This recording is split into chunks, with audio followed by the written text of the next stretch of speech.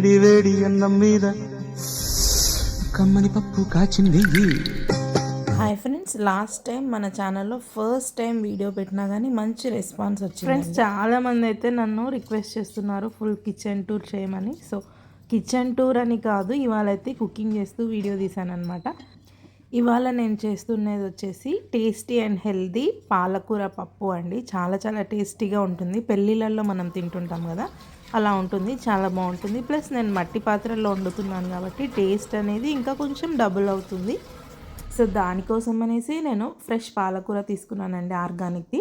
నీట్గా వాష్ చేసుకొని కాడలన్నీ కట్ చేస్తున్నాను. ఇక్కడ నేను పాలకూర పప్పులోనే వేసి ఉడికించాను, సపరేట్గా వేస్తాను కాబట్టి చిన్న చిన్నగా వీలైనంత చిన్న చిన్నగా కట్ చేసుకుంటున్నాను. సైమల్టేనియస్లీ నేను అన్నం కూడా చూస్తున్నాను అనమాట. అంటే కుండ కాబట్టి అది పొంగిపోయే అవకాశం ఉంది, మధ్యలో మధ్యలో ఇలా కలుపుతూ ఉండాలి. సో నెక్స్ట్ పప్పులో వేయడానికి అనేసి ఆనియన్ కట్ చేస్తున్నాను. నేను తీసుకున్నటువంటి క్వాంటిటీకి సింగిల్ స్మాల్ ఆనియన్ అయితే సరిపోతుందండి. దీన్ని కూడా మీడియం సైజ్గా కట్ చేసుకోవాలంటే మనం కర్రీస్కి కట్ చేసుకుంటుంటాం కదా, అలాగనమాట. మరి పెద్దగా కాకుండా చిన్నగా కాకుండా మీడియం సైజులో కట్ చేసుకోవాలి. నేను ఇక్కడ దాల్ ఫ్రై టైప్లో చేస్తున్నాను కాబట్టి చిన్నగా కట్ చేసుకోవాలి. కుక్కర్లో వేసే పాటు అయితే మనము రెగ్యులర్గా చేసే పప్పులాగైతే పెద్దగా కట్ చేసుకోవచ్చు. దీనికోసం అనేసి ఇంకొక మట్టి పాత్ర తీసుకున్నానండి. దీంట్లో కొంచెంగా ఆయిల్ వేసుకొని మనము పోపు వేసుకుంటాం కదా, అలా వేసుకోవాలి. ఫస్ట్ ఆవాలు, జీలకర్ర, ఇంకా మినప్పాలు, శనగబ్యాళ్ళు, మనం ఏం వేసుకుంటామో రెగ్యులర్గా అవి, వట్టి మిరపకాయ, కరివేపాకు, ఇంగువ ఇవన్నీ వేసాను. ఫ్లేవర్ అయితే చాలా చాలా బాగుంటుందండి. ఇలా ఒకసారి ట్రై చేసి చూడండి. హెల్దీగా ఉంటుంది, ప్లస్ చాలా చాలా టేస్టీగా ఉంటుంది. పెళ్ళిళ్ళ స్పెషల్ ఇది పాలకూర పప్పు అండి. సో ఇలా ఆనియన్స్ లైట్గా ఫ్రై అయిన తర్వాత ఇందులోనే నేను అన్నీ కూడా వేసేసుకుంటాను 1 by 1, ఇంతకుముందు చెప్పిన ఇంగ్రీడియంట్స్ అన్నీ వేసుకున్న తర్వాత ఒకసారి బాగా కలిపి మూత పెట్టి మగ్గించుకోవాలండి. అప్పుడైతే ఆనియన్స్ చాలా చక్కగా ఫ్రై అవుతాయి.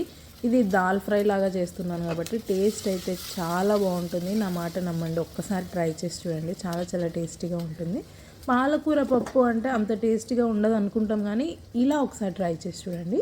సో చూసారు కదా, పసుపు కూడా యాడ్ చేశాను నేను.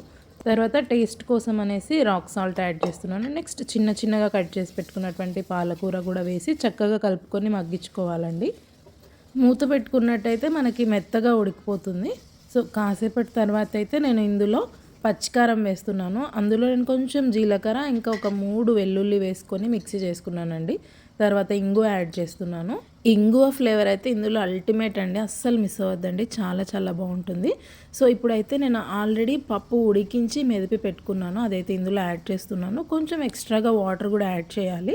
లూజ్గా చేసుకున్నట్టయితే కాసేపు అయిన తర్వాత అది గట్టిగా అవుతుంది. ముందుగానే గట్టిగా చేసుకుంటే ఇంకా గట్టిగా అవుతుంది కాబట్టి నేను కొంచెం వాటరీగా అయితే యాడ్ చేస్తున్నాను. ఈ పప్పు అనేది ఆల్రెడీ ఉడకబెట్టుకొని మెదిపినేదండి. సో ఇందులో వేసి మనము ఫ్రై లాగా చేసుకోవాలి. దాల్ ఫ్రై అండి, చాలా చాలా టేస్టీగా ఉంటుంది. అంత దగ్గర పడి ఉడుకు వచ్చిన తర్వాత మనము కొంచెం నెయ్యి యాడ్ చేసుకోవాలి. నెయ్యి ఫ్లేవర్ ఇష్టం లేని వాళ్ళు స్కిప్ చేసుకోవచ్చు.